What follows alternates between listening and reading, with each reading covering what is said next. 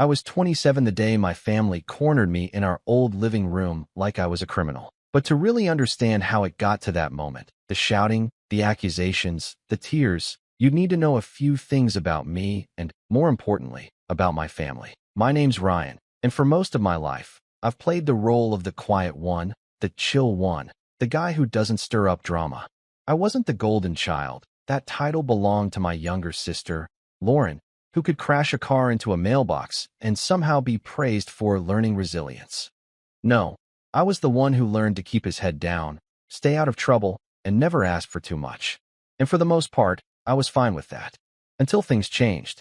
We grew up in a decently middle-class neighborhood, the kind of place with yearly block parties and overwatered lawns.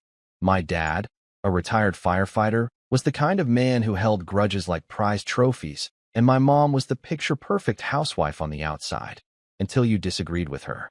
And Lauren? Lauren was always the center of attention. Ever since we were kids, she had this way of pulling everyone's focus to her. Whether it was ballet recitals, honor roll certificates, which were often exaggerated, or tearful performances when she didn't get her way, she had the whole house orbiting around her. I didn't resent it at first. I was a quiet kid, more into tech than trophies, and I liked my space. But over time, it became impossible to ignore. I started noticing the little things when I turned 16. Like how Lauren got a brand new iPhone for her birthday while I was handed a hand-me-down flip phone with a cracked screen and half the buttons working. It's still good, Mom said. Or when I got into my dream college with a scholarship and no one even baked a cake. But when Lauren got accepted into a local university with an expensive tuition and zero financial aid, we threw her a backyard party with fairy lights and customized cookies. It's a big moment for your sister, Dad said. Be happy for her. I was. At least, I tried to be. But after college, I worked hard, started a remote job in IT consulting, and began saving. I didn't flaunt it. I never even brought it up. But eventually, I moved out, bought a modest apartment in a neighboring city, and slowly began building a life that wasn't about applause or validation. Meanwhile, Lauren burned through 3 internships, 2 job offers she ghosted, and 1 short-lived side hustle selling handmade candles that somehow cost my parents thousands in startup costs. Still, I visited when I could. Holidays, birthdays, the occasional Sunday dinner. I never felt completely welcome, more like a guest tolerated out of politeness. Mom would ask me questions that sounded more like criticisms. Still single? Don't you think it's time to settle down? You work online, right? That's not a real job, is it? And Lauren? She'd always be scrolling through her phone, casually dropping passive-aggressive lines like, must be nice to have no responsibilities, or wow, some of us have real stress, you know. I never took the bait. I figured it wasn't worth it. Then came the announcement. Lauren was getting married. To a guy named Jason. He seemed all right, calm, polite, worked in finance. I honestly thought maybe she'd finally settle down, maybe mellow out. My parents were thrilled. Immediately, the house turned into Wedding Central. Pinterest boards, color swatches, caterer trials. And the budget? Sky high. My parents dipped into their savings, and Lauren openly bragged about it. It's their only daughter's wedding, she'd say, laughing. They want it to be magical. I asked Dad once if he could really afford it. He waved me off. Don't worry about it. We'll manage. At the engagement party, I brought a thoughtful gift and congratulated Lauren, but she barely acknowledged me. Jason seemed to notice and gave me a half smile like he wanted to say something but thought better of it. That night, as I helped clear up empty glasses and plates, Mom pulled me aside and said, "You should think about giving something more meaningful for the wedding. Your sister's doing all the work, after all." I blinked. Like what? She shrugged. You know, a bigger contribution. Maybe a check. I didn't answer right away. I wasn't against helping, but the way she said it, like it was expected, not appreciated, rubbed me the wrong way. Still, I went home that night and thought about it. Eventually, I decided I'd offer a generous gift, maybe a few thousand, quietly. But before I could bring it up, everything started unraveling. A week later, Dad called me out of the blue. "Ryan, can you come over tonight? It's important." He sounded tense. I asked what was going on, but he just said, "It's about the wedding fund." When I arrived at the house, it was like walking into an intervention. Mom, Dad, and Lauren were all standing in the living room. The air felt thick. Jason wasn't there. I barely had time to ask what was happening before Dad's face hardened, and he pointed to the couch. Sit. I sat. Mom crossed her arms. Lauren was biting her nails, red-eyed. Dad didn't waste time. We know it was you who took the $30,000. My stomach dropped. What? The wedding account, Mom said, voice tight. It's empty. Gone, Lauren said, voice cracking. Everything. All of it. I was going to make the final payments this week, for the venue, the dress, the florist, and it's gone. Who else has access but family? I stood up. You think I stole it? Dad's voice was stern. You've always had issues with your sister getting more attention. Don't deny it. Maybe you thought this would teach us a lesson. I couldn't believe what I was hearing. I laughed, a short, disbelieving sound, but no one else was laughing. They were serious. Dead serious. I looked at Lauren, expecting her to at least defend me, but she looked away, silent. Show us your bank transfers, Mom demanded. Right now. I stared at her, then at Dad, then Lauren. I had never been so insulted in my life. My jaw clenched. My heart pounded. And slowly, I reached into my pocket.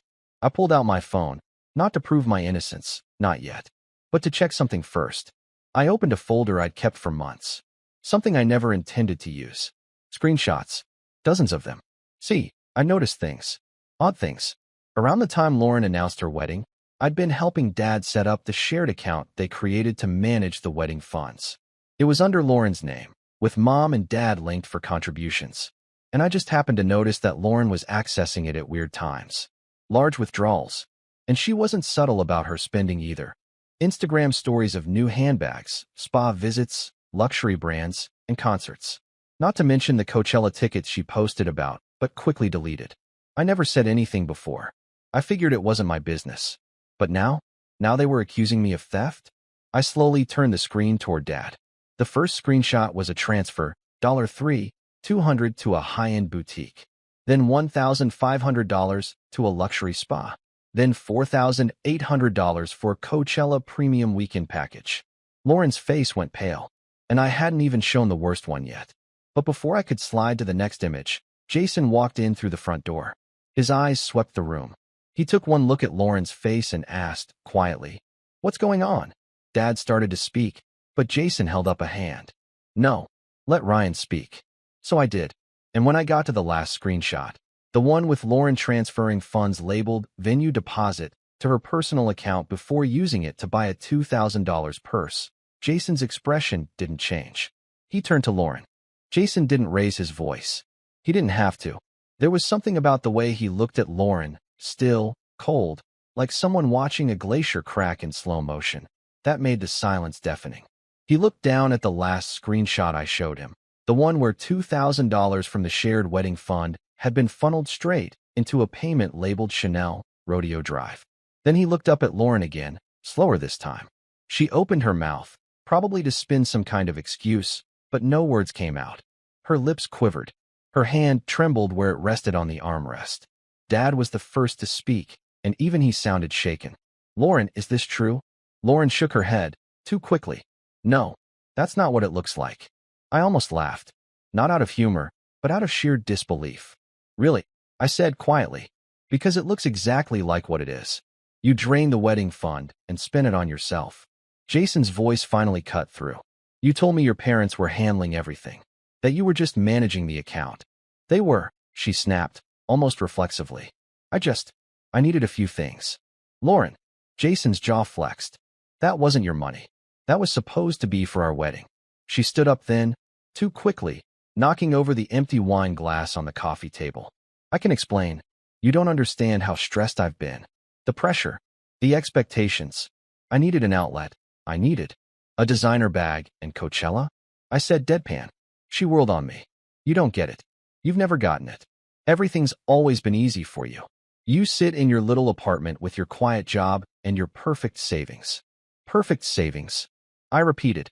"You mean the ones I earned by not mooching off Mom and Dad for 5 years?" Dad raised a hand. "Enough." But it wasn't. Not for me. Not anymore. I turned to Mom, who had been eerily silent this whole time, her eyes wide but lips pressed in a hard line. "You knew," I said quietly. Her gaze flicked toward me, then quickly away. "I didn't know," she said carefully. I thought maybe she was borrowing. Temporarily. She's been draining that account for months, I said, pulling out one last screenshot, one I had hesitated to show. It wasn't from the wedding fund. It was from another account. Dad's. A private savings account he'd created years ago and linked, out of trust, when Lauren asked for help keeping track of deposits. $8,500 gone over the course of 3 weeks. Tiny transfers. Just under the radar. Dad stared at the screen. His face turned a shade I'd never seen before, somewhere between shock and grief. That was for emergencies, he said softly. Lauren's voice was thin now, panicked. I was going to pay it back. With what? I said. The money you don't make? That's when Jason took a step back. You lied to me, he said, quieter than I expected. You said you had everything under control. I did, she said, voice cracking. I was going to fix it. You used our wedding money like your personal piggy bank. I just wanted one thing to go right, she whispered. Jason slipped the engagement ring off with slow precision and held it in his palm. For a second, I thought he was going to say something poetic, something final. But he didn't. He just looked at her one last time, then turned and walked out the front door. And that should have been the end of it. But it wasn't. Because in the weeks that followed, somehow, I became the villain again. At first, there was silence. A week where no one texted. No calls. Just this blank space that should have felt peaceful, but instead felt like a storm cloud holding its breath. Then came the messages. First from Mom. You really embarrassed your sister. That could have been handled privately. Then from Dad. We've lost Jason now. You could have just talked to us first. And finally, Lauren. A wall of text that started with "You've ruined my life" and ended with "I hope you're happy with yourself." I didn't respond to any of them, but I read them all, again and again, because some part of me, deep down, was still that kid who wanted his parents' approval, who wanted to be seen, heard, not just tolerated. And even though I knew I was right, even though I had the evidence, the truth, and basic human decency on my side, there was still a bitter taste in my mouth.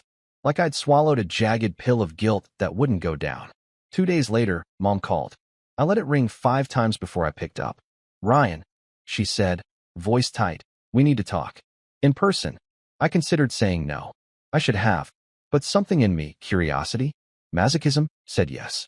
When I arrived, Dad wasn't home. Just Mom and Lauren, seated in the dining room like they were waiting for a funeral guest. Mom didn't waste time. Lauren's going through a hard time. You have no idea what it's like to be under this kind of pressure. I raised an eyebrow. She stole 30 grand. She borrowed. She made a mistake. She lied to everyone. I said, struggling to stay calm. And you all blamed me. Lauren sniffled, putting on that familiar wounded look. I was scared. I didn't know how to fix it. And then you humiliated me in front of Jason. I showed him the truth. I said, you humiliated yourself. There was a long pause. Mom leaned forward, her voice quiet. She wants to make things right. I laughed. I couldn't help it. Does she have 30 grand to give back? Mom hesitated. We were thinking, maybe you could help. And there it was. The moment. The breaking point. I stared at her, stunned. You want me to pay back the money she stole? It's a loan, she said quickly. You're doing well. You have savings. Your sister is in a really dark place right now. We're afraid she might. I stood up. Don't use that on me. Lauren looked up, eyes glassy. You have no idea how hard this has been. I've lost everything. No, I said. You lost the wedding. Jason's still alive. Your job prospects are still open. Your life isn't over. But you don't get to torch everything and expect everyone else to rebuild it for you. Mom stood up too. Ryan, please. If you care about this family. That's the thing, I said, suddenly calm. I don't think this family's cared about me in a long time. And I turned and walked out. The door clicked shut behind me. And for the first time in years, the silence didn't feel heavy. It felt earned. But that wasn't the end. Because a few days later, I got a notification. Lauren had posted a GoFundMe. Betrayed by my own brother. Help me recover from a wedding disaster, broken heart. The caption? A tearful story about theft, emotional trauma, and being abandoned by the people I love. And in the photo? A picture of her crying on the couch, with me blurred in the background, mid-walkout. That's when I knew. She didn't want forgiveness. She wanted followers. That's when I decided, no more silence. No more letting things slide. It was time to set the record straight. But not with a comment. Not with a text. No. If she wanted an audience, I'd give her one. I didn't respond to the GoFundMe. Not publicly. Not privately. Not even when it started showing up in my group chats or when coworkers messaged me with hesitant variations of, "Hey, is this about you?" I just kept refreshing the page every few hours, watching the numbers climb like someone witnessing a train wreck in slow motion. She made over $2,000 in the first week. People ate it up. The carefully worded sob story. The blurry photo of her in tears, head cradled in her hands like she was mourning a loved one instead of the consequences of her own actions. Her caption was a masterclass in passive-aggressive guilt-baiting. Phrases like, "My brother turned on me. I was just trying to create a beautiful moment for my family. And I never expected betrayal from someone so close," painted a vivid picture of me as the cold-hearted villain. She never used my name, of course, just enough detail to let the story sell, without letting it legally backfire. Classic Lauren. And the comments? Those hurt more than I expected. Men will do anything to sabotage a woman's success. This is why I don't trust people who work in tech. No empathy. Your brother sounds jealous. Stay strong, queen. I didn't know these people. They didn't know me. But for some reason, their words stuck in my ribs like splinters. I should have let it go. Logically, I knew it was just the internet doing what it does best, picking sides based on headlines and vibes, but it still stung. Especially knowing that my own parents hadn't said a word. Not to defend me. Not to clarify. Nothing. That silence. That was the real betrayal. For a few days, I stopped working. I'd always been good at compartmentalizing, at keeping my personal life walled off from my professional world. But something about this public character assassination from my own sister, broke the dam. I found myself staring at my laptop, fingers hovering over the keyboard, unable to finish a single line of code. The screen blurred. My thoughts spiraled. What if people started believing her? What if this cost me clients? What if she won? I wasn't sleeping well. I'd lie in bed, eyes burning, replaying the moment Jason walked out. The moment Mom asked me to cover up the theft. The moment I realized they'll never choose me. Not unless they have something to gain from it. That was the moment the weight hit me. Not just of what had happened recently, but of everything. The years of being overlooked. The one-sided family obligations. The way every conversation with my parents ended with a veiled comparison to Lauren, like I'd somehow failed at life just because I wasn't flashy or loud. For the first time in my adult life, I seriously considered cutting them off. No texts. No visits. Just gone. But I didn't. Not yet. Because part of me, some bruised, stubborn piece, wasn't ready to disappear. Not until I showed them who I really was. Not until I reminded them that the quiet one was never weak, just patient. So I started small. Step 1. Lock down my digital footprint. I combed through every social media account, upped my privacy settings, removed any connections that could lead to online harassment. I even reached out to a friend in cybersecurity who helped me scrub old personal data from background search sites. Lauren could throw a tantrum online if she wanted, but I wasn't going to give her more ammo. Step 2. Therapy. Yeah, I know. It sounds cliché, but I needed it. Badly. I'd always brushed off the idea, told myself I was fine, that I didn't need to talk about my childhood favoritism or the subtle emotional bruises left behind. But when you get falsely accused of theft and then turned into the villain of someone's fundraising campaign, yeah, that cracked something open. My therapist's name was Daniel. Mid-40s, straightforward, no nonsense. The first session, I didn't say much. Just laid out the bare facts. Waited for him to tell me I was overreacting or being dramatic. He didn't. He just nodded and said, "You're grieving a family that never really saw you." That sentence hit me so hard I almost walked out. But I stayed. And week by week, we unpacked everything. The way I always felt like I had to earn my place in the room. The way I stopped speaking up at home because silence was safer than mockery. The way I unconsciously picked jobs and friendships that didn't ask too much of me, because I'd been trained to believe that attention wasn't just rare, it was conditional. It wasn't about Lauren stealing 30 grand. It was about every tiny moment leading up to that theft. And for the first time, I wasn't brushing it off. I wasn't rationalizing. I wasn't protecting them. I was healing. Step 3. Rebuilding. I threw myself back into work. Not just because I needed the distraction, but because for the first time, I saw my job as something more than a paycheck. I had control there. I had worth there. Clients listened to me. Colleagues respected me. And I realized I'd been minimizing my own success just to avoid standing out too much. Like if I admitted I was doing well, it would trigger some kind of backlash from the people who were supposed to root for me. So I stopped minimizing. I updated my website, cleaned up my portfolio, reached out to past clients for testimonials. Within weeks, I'd landed 3 new contracts, big ones. One of them was for a tech startup launching a new productivity app. They loved my clean design style and offered me double my usual rate to fast-track the project. I said yes. I bought a new desk setup, a second monitor, noise-canceling headphones. For the first time, my home office didn't feel like a makeshift corner of my life. It felt like a headquarters, a command center for someone who finally believed he deserved to take up space. I wasn't just surviving anymore. I was rising. And still, in the background, Lauren's GoFundMe limped along. She posted updates now and then, dramatic stuff like, "I had to cancel another venue appointment today." Still no apology from my brother. The comments thinned out. Donations slowed. People lost interest. Good. Because while she was still spinning stories, I was quietly laying the groundwork for something else. I didn't know exactly what form my revenge would take. Not yet.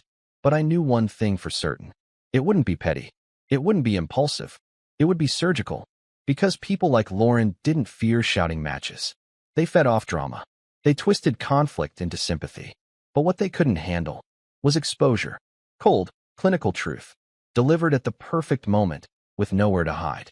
So I started collecting. Not screenshots. Not this time. Receipts. I dug into Lauren's online presence. Her Venmo history. Her business page from the candle-selling days. I tracked refund requests from angry customers who never got their orders. I even found a Reddit thread where someone accused her of scamming a Depop buyer out of a $400 handbag. All public. All time-stamped. Then I dug into the GoFundMe. Under the terms of service, fraudulent campaigns could be reported. But I wasn't ready for that yet. Not until I had everything. And while I was building that case, something strange started happening. People reached out. Old friends from high school. A former roommate of Lauren's. Even an ex-boyfriend. They all said variations of the same thing. "I saw your sister's fundraiser. Something about it didn't sit right. I always knew she was a bit manipulative, but this? Next level. You deserve better. Let me know if you need anything." It was the first time in my life that I realized I wasn't alone. I had allies. People who saw through the performance. People who believed me. And that's when I knew I'd turned a corner. Not just professionally. Not just emotionally. But in identity. I wasn't the quiet one anymore. I was the underestimated one. And that made me dangerous. Because the most dangerous person in the room isn't the one shouting. It's the one who's been silent long enough to listen. To learn. To plan. I wasn't going to let this go. I wasn't going to be the bigger person. But I also wasn't going to become the monster they painted me as. No, I was going to be something worse. The person who exposes exactly who they are, without ever raising his voice.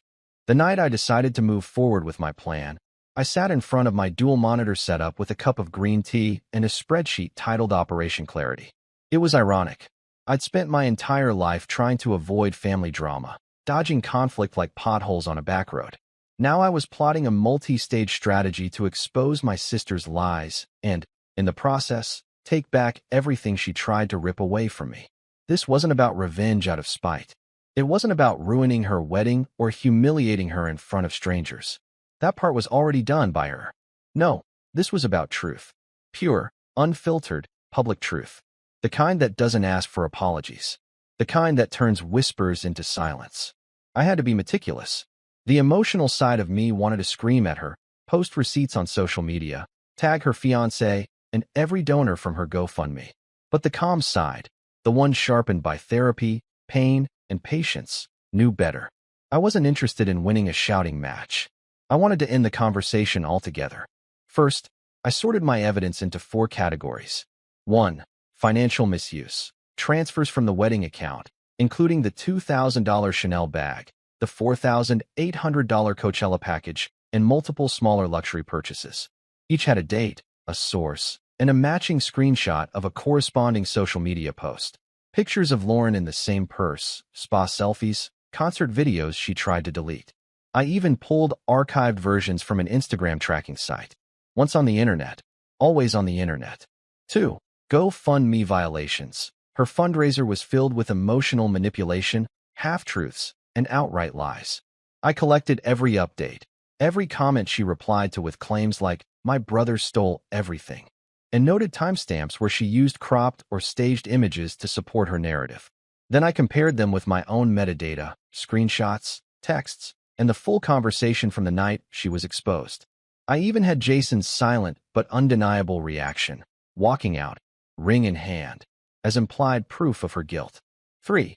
Past scams. I gathered testimonials from people she'd burned in the past. An ex-roommate who had to pay off a lease when Lauren moved out suddenly and ghosted the landlord. A high school friend she borrowed money from during college and never repaid. A former customer who tried to buy candles and got shipped a melted box of wax and glitter. I offered to redact their names. Most said, "No need. I want her to know it's from me." 4. Psychological warfare. The final category was more personal. I didn't need it for GoFundMe or for legal purposes, but I needed it for me. Messages from my parents. The cold texts after Jason left. The way they rallied around Lauren without once calling to ask how I was doing. The emotional gaslighting. The way Mom looked me in the eye and asked me to fix what Lauren broke. I screenshotted those, too. Not to post, but to remember. For clarity. With the folder complete, I stored it on an encrypted drive and backed it up twice. Once on a flash drive hidden in a kitchen drawer, and once in cloud storage under a decoy name. Budget Planning 2023. Now I needed allies. Not to attack, but to amplify. I reached out to Jason first. He hadn't contacted me since the night he left. I didn't blame him. His life had imploded in real time, and he had every reason to disappear. But I needed to know where he stood. So I drafted a short, respectful message. "Hey, Jason. I hope you're doing okay. I haven't said this yet, but I'm sorry you had to find out the way you did. I know you probably want nothing to do with any of this, but if you ever feel like talking, or if you want to see what I've found, I'm here." He replied 10 minutes later. "I've been waiting for you to reach out. Let's talk." We met at a local coffee shop the next morning. He looked different, thinner, a little more hollow around the eyes, but clearer, too. Like someone who'd shed a weight he didn't even realize he'd been carrying. We didn't waste time on small talk. He said, "She tried to text me last week. Said you manipulated everything. That she was set up." I smiled. Classic Lauren. I didn't respond, he said. "I know what I saw, but what I didn't know is how far it went." So I showed him. The folder. The organized receipts. The matching Instagram posts. His face remained calm as he scrolled, but at one point he leaned back and let out a long exhale. "She didn't just steal money. She played all of us." I nodded. "I'm planning to report the GoFundMe, but I want to time it right." Jason looked at me for a long second. "What if I helped?" I blinked. "You'd go on record?" "She lied to everyone I know. My friends. My family. She made me look like an idiot. If I can be useful, use me." I thanked him. We exchanged numbers. He agreed to write a formal statement if needed. And before we parted, he said, "For what it's worth, you're nothing like how she described you." I smiled. "Neither are you." With Jason on board, I moved to the next phase, leverage. I wasn't trying to destroy Lauren's life. I just wanted the truth to reach the people who needed to hear it. And if possible, let her feel what it was like to answer for something for once. But before going public, I wanted to give her a choice. One last chance to fix it quietly. So I wrote her an email. "Lauren, I know we haven't spoken since the fundraiser, and I don't expect you to respond. But I'm giving you an opportunity here. I have evidence that your GoFundMe was built on false claims, that you misused the wedding account, that you manipulated our family, your friends, and the public. You can call it a misunderstanding. You can say you panicked. That's not my business anymore. What is my business is that you're using me as a villain to collect money under false pretenses. I'm asking you to take down the fundraiser. Refund what you can. Issue a brief apology, no details necessary. Just honesty. If you do that, I walk away. No posts. No reports. No exposure. Just peace. You have 72 hours. Ryan." She responded 11 minutes later. "Nice try. You think anyone's going to believe you over me? The socially awkward loner who barely speaks at family events? You've always been jealous. This is just your sad little revenge fantasy, because you're bitter I was the favorite. I don't owe you anything. Good luck playing hero. No one's watching." That was it. The final nail. I didn't even feel angry reading it. Just confirmed. Confirmed that no matter what I did, no matter how clean or kind or measured I was, she'd always paint me as the villain. Because to her, the truth was a threat. So I opened GoFundMe's fraud reporting portal, attached all my files, the receipts, the contradictions, the staged photos, Jason's written statement. I submitted the report at 3:14 p.m. on a Thursday. By Friday morning, the page was gone. Just 404 not found. No announcement. No post from Lauren. Nothing. She vanished from social media for 3 days. When she came back, her Instagram was locked. Comments disabled. Her follower count dropped by over 2,000. I didn't post anything. I didn't gloat. I just watched. Then came the call from Mom. Blocked number. Straight to voicemail. I don't know what you did, but your sister's devastated. The page is gone. People are asking questions, and she's saying she might lose her job over this. You've made your point. Call me back so we can talk about fixing this. I didn't call back. I sat on my balcony, coffee in hand, and thought about how long I'd waited to be seen, to be understood, to be believed. And now that I didn't want their apologies. I wanted my peace. But I wasn't done yet. Because what Lauren didn't know, what none of them knew, was that the final phase hadn't even started yet. She lied to donors, to friends, to her fiancé. But the worst? She lied to people at work. People who thought they were donating to a woman abandoned by her evil brother. People who sent her money out of kindness. I had emails, screenshots, a tip already written, and one click away from sending it straight to her company's HR. But I paused, because maybe, just maybe, there was one more card to play. One final moment to look her in the eye and give her the same choice she refused to give me. Let her see the blade descending before it falls. Let her feel it. I gave her one more chance. Not out of mercy. By now, mercy was long off the table, but because I wanted her to feel the weight of knowing. The slow, creeping realization that everything she'd built out of lies was crumbling, and that I wasn't the same passive brother she could manipulate with a few tears and a guilt trip. I texted her from a new number. No greeting. No threats. Just a photo. It was her company's employee code of conduct policy, with a red circle around the section that read, "Any misuse of public fundraising campaigns for personal gain that may damage the company's reputation will be subject to disciplinary action up to and including termination." Underneath, I wrote, "HR doesn't know yet, but they will if I don't see a real apology. Public. Honest. No spin." I waited. 5 minutes passed. 10. Then my phone buzzed. "You're bluffing." Then another.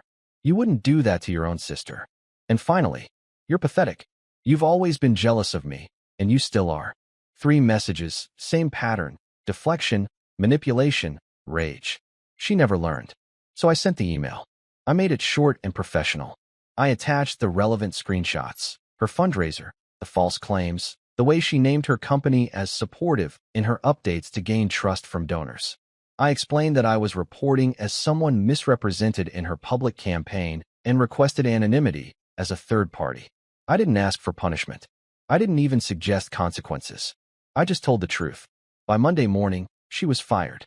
Jason told me. Apparently, she called him in hysterics, sobbing, saying I had ruined her career and taken everything from her. But I hadn't. She had. I simply turned the lights on. The fallout spread fast.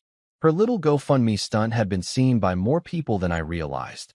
Co-workers, friends, even mutuals from college. The gossip moved through group chats and private messages like wildfire. Her Instagram account went dark again, and someone screenshotted a post from her Finsta where she wrote, "I'm being harassed and stalked by my brother. If anything happens to me, it's his fault." That was the moment I knew she'd try to flip the narrative. So I did something preemptive. I posted a single thread on Reddit. An anonymous one. No names. No identifying details. Just a factual, emotionally honest account of everything. The wedding fund, the accusations, the fundraiser, the evidence, the silence from my parents. I uploaded it in our / entitled parents, under the title. My sister accused me of stealing her wedding money. Then I found out she used it for Coachella. It went viral within 24 hours. People shared it, screened it, commented on it by the thousands. And in the thread, I never once insulted her. I didn't need to.